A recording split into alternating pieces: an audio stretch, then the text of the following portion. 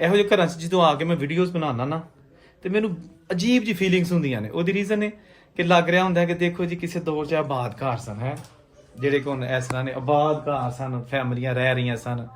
1947 ਦੀ partition ਆ ਗਈ, ਛੱਡਣਾ ਪਿਆ ਸਾਰਾ ਕੁਝ, ਬੱਚੇ ਲਏ, ਬਜ਼ੁਰਗ ਚੁੱਕੇ ਨਾਲ, ਸਮਾਨ ਇੱਥੇ ਹੀ ਛੱਡਿਆ ਤੇ ਟੁਰ ਗਏ।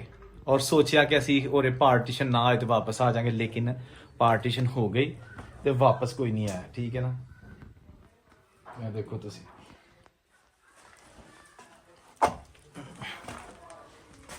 ਇਹ ਜਿਹੜਾ ਪਿੱਛੇ ਹੈਗਾ ਸੀ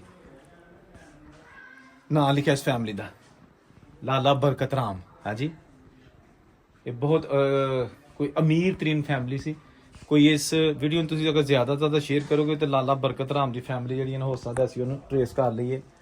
ਲੇਕਿਨ ਇਹ ਵੇ ਕਿ ਹੁਣ ਟਾਈਮ ਹੋ ਗਿਆ ਬਹੁਤ ਜ਼ਿਆਦਾ, ਵਕਤ ਗੁਜ਼ਰ ਚੁੱਕਿਆ, 77 ਸਾਲ ਹੋ ਗਏ ਨੇ ਪਾਕ